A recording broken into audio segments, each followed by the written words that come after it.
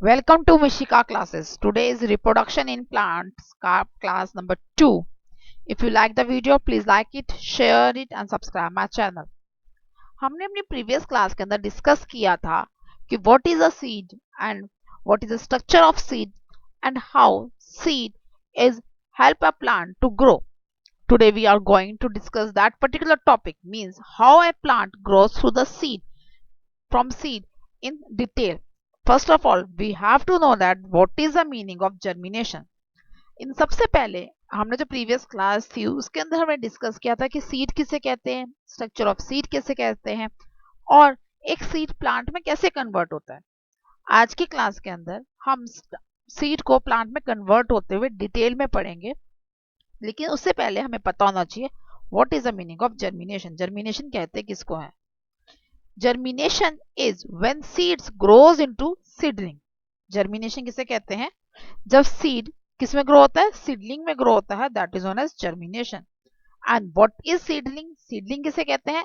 Seedling is a young plant. Seedling कहा जाता है basically young plant को. तो we can say that हमें कह सकते हैं जब seed एक young plant में convert हो जाता है, उस पूरे process को क्या कहा जाता है? Germination कहा जाता है. When seed grows into a young plant is called as germination. हम दूसरी लैंग्वेज के अंदर ये भी कह सकते हैं कि जब सीड एक यंग प्लांट बन जाता है उसे क्या कह सकते हैं? जर्मिनेशन. नाउ अब किसके थ्रू हम जर्मिनेशन पढ़ने वाले हैं आज की क्लास में? We are going to discuss germination through seeds in today's class. First of all, we have to know what are the necessary conditions required for a germination through seeds. Germination seeds के through अगर हमें करवानी है तो हमें किस किस condition की रिक्वायरमेंट रहती है? Let's discuss that. The conditions are sunlight, water, air and soil. क्या है? एक सबसे पहले है sunlight. Means we have to provide the proper warmth to our seed. सबसे पहले हमें क्या देना पड़ेगा? हमें उसे प्रॉपर वार्मथ देनी पड़ेगी अपने सीड को ताकि वो ग्रो कर सके. That is with the help of sunlight. Second is water. Water basically क्या करेगा? अगर सफिशिएंट अमाउंट ऑफ वाटर देंगे हम उसको तभी हमारा सीड जो है ग्रो होगा. when we gave sufficient amount of water to our seed then only it grows. when we gave proper amount of air or we can say sufficient amount of oxygen to our seed then only it grows. and where we grow our seed? in the soil. और last condition क्या है? Soil की. और soil क्या है? जहां पर हम अपने सीड को ग्रो करवाते हैं दैट इज नोन एज या डक करते हैं उसको हम क्या कहते हैं? सॉइल कहते हैं. How young plant form. Let's discuss that. अब हम पढ़ेंगे कि यंग प्लांट कैसे बनता है. First of all this is a seed. Seed है. Seed get air from the soil. अब इसके अंदर जो बेसिक कंडीशन हमें जरूरत पड़ेगी दैट इज अ सॉइल. सबसे पहले हमें किसकी रिक्वायरमेंट रहती है? सॉइल की, जहां पर हम अपना सीड को प्लेस करेंगे. Soil, we will place a seed inside the soil. And what soil provide our seed? Soil get air from the seed. Seed get air from the soil. Soil क्या provide करती है? Air. Seeds को air कहाँ से मिलती है? From the soil. Because क्यों? Because seed requires respiration and during respiration it releases energy which helps germination of a seed. Basically क्या होता है? सर जब हमारा सीड जो है वो रेस्पिरेशन करता है, मीन्स सांस लेता है, रेस्पायर करता है, तो वो क्या रिलीज करता है? एनर्जी रिलीज करता है, जो कि बहुत जरूरी है. किस चीज के लिए? ग्रोथ के लिए जरूरी है. जब उसे प्रॉपर ग्रोथ मिलेगी, प्रॉपर रेस्पिरेशन करेगा तो जर्मिनेशन भी प्रॉपरली हो पाएगी. नेक्स्ट सेकेंड रिक्वायरमेंट क्या रहेगी? अब उसको एयर से ग्रोथ करनी स्टार्ट कर दी है तो व्हाट विल हैपन? क्या होगा उससे? तो उससे उसके रूट्स मीन्स उसके जो है हमारे that is called radical. Roots means radical grow होने स्टार्ट हो जाएंगे. You can see a pink colour का एक सीड में से एक पार्ट निकला हुआ that is known as radical. और how it will come out? कैसे कम आउट, कैसे बाहर निकलेगा? When water softens the seed coat. जब जो वाटर है वो क्या कर देगा? हमारे सीड कोट को सॉफ्टन कर देगा. How it will happen? कैसे होगा? Water cause rupturing of the seed coat. Water क्या करेगा? जो सीड कोट है उसको रप्चरिंग, तोड़ना शुरू कर देगा, which increase the permeability of the seed, जिसकी वजह से क्या होगा, सीड जो है फूलना शुरू कर दे। परमिबिलिटी मीन्स वो इंक्रीज करना शुरू कर देगा अपने साइज को। And the food item present inside the soil, जो भी फूड आइटम सॉइल में प्रेजेंट होंगे वो क्या हो जाएंगे, मिक्स हो जाएंगे किससे, वाटर से। They will mix with the water and soluble form में जो है वो सीड उसको ले लेगा एंड फूड प्रिपेयर मिल जाएगा उसको। तो what it will start, the embryo start growing. जो उसके अंदर एम्ब्रियो प्रेजेंट है, जो हमने स्ट्रक्चर ऑफ सीड के अंदर डिस्कस किया था, जो एम्ब्रियो है वो क्या होना शुरू हो जाएगा, ग्रो करना स्टार्ट कर देगा। इन दिस वे जो हमारा रेडिकल्स है वो बाहर आने शुरू हो जाएंगे। नेक्स्ट इज, अब रेडिकल बाहर आने शुरू हो गए, after that what will happen, the plumule will come out. Plumule बाहर निकलेगा। What is plumule, the pink and the green leaves which you can see in the picture. जो पिक्चर के अंदर जो आपको पिंक कलर का पार्ट और जो आपको लीव्स विजिबल है, that is known as a plumule. और प्लम्बल को हम दूसरी लैंग्वेज में क्या कहते हैं, we call it shoot of the plant. हम इसको क्या कहते हैं, शूट कहते हैं अपने प्लांट की।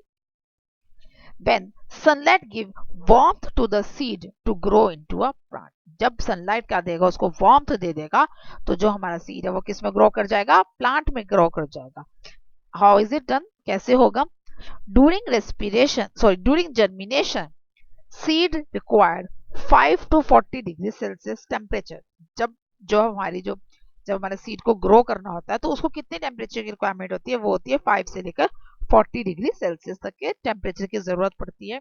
और वो से कौन प्रोवाइड करता है, that warmth will be provided with the help of sunlight. Sunlight उसको वार्मथ देती है, जिसकी वजह से क्या होगा, वो रप्चर हो जाता है, जो उसे वाटर मिला होता है, और उससे क्या होता है, उसके जो बाकी पार्ट्स हैं वो एम्ब्रियो ग्रो कर जाता है और उससे वो बाहर निकल जाते हैं। इन दिस वे जो सीड्स है वो हमारे ग्रो करना स्टार्ट होते हैं। अगर if the temperature is not proper, or we can say the proper warmth is not provided to the seed, what will happen, then the seed will convert it into a yellow part and yellow color leaves comes out, and day by day it will go thinner and thinner and thinner and ultimately the plant will die। अगर उसे proper temperature नहीं मिलता तो क्या होता है, तो उसे जो लीव्स हैं वो ग्रीन कलर की ना प्रोड्यूस होगी, कौन सी कलर की प्रोड्यूस होती है, येलो कलर की। और जब येलो कलर की लीव्स प्रोड्यूस होती है तो क्या होता है, उससे हमारा सीड क्या हो जाता है, थिन होना शुरू हो जाता है, पतला होना शुरू हो जाता है, और अल्टीमेटली क्या हो जाता है, जो हमारा सीड है वो क्या हो जाता है, डेड हो जाता है। सो उसके बाद लेकिन if all the condition we have provided proper amount of air, proper amount of water, proper amount of sunlight to plant, then the plant will grow। अगर हम उसे proper amount की air, प्रॉपर अमाउंट का water and proper amount की sunlight देंगे तो क्या होगा, हमारा जो प्लांट है वो ग्रो करना स्टार्ट कर देगा। सिमिलरली जैसे बिल्कुल वैसे ही जैसे अभी आपने हम इस वीडियो के अंदर देखा है, पहले सीड था, सीड से उसके बाद उसके रूट्स प्रोड्यूस हुए, देन रूट्स के बाद उसने शूट प्रोड्यूस करा अपना, एंड अल्टीमेटली वो क्या बन गया, एक यंग प्लांट की फॉर्म में ग्रो कर गया। नाउ अब हम बात करेंगे क्या ओनली सीड है हेल्प करता है टू प्रोड्यूस और to reproduce any other plant, क्या सिर्फ एक सीड ही है जो अदर प्लांट्स को रिप्रोड्यूस करवाता है, no, the reproduction is done by other parts of a plant also.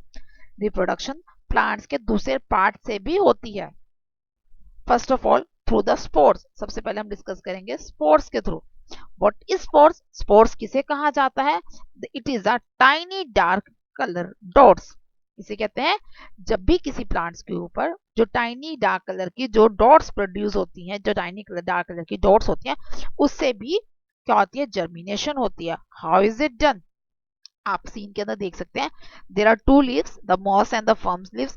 Mosses के अंदर व्हाइट कलर के स्पॉट्स हैं और जो हमारे फर्म्स लीव्स हैं उसमें ब्लैक कलर के स्पॉट्स प्रोड्यूस हुए हैं। In the when these spores move in, through air or through water transfer to the soil, this grow into another plant। जब एयर की हेल्प से या फिर वाटर की हेल्प से ये सॉइल में आते हैं, ये जो स्पोर्स हैं, तो क्या होता है, वहां पर जल्दी ग्रो कर जाते हैं।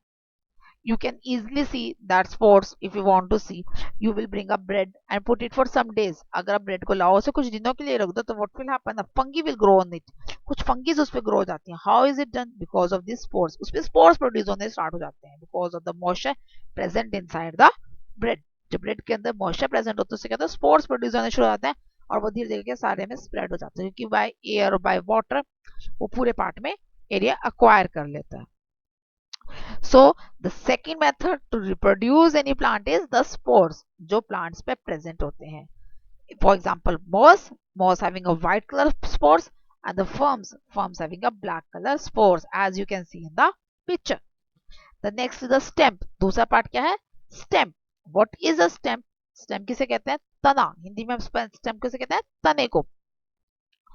They have buds called eyes which grow into a new plant, just like in a potato. अब आप पिक्चर में भी देख सकते हैं, एक पोटैटो है, पोटैटो के ऊपर एक बर्ड बनी हुई है, इसको कहते हैं eye. What we will call it? We will call it the eye of a plant. इसे हम क्या कहते हैं? प्लांट की आई.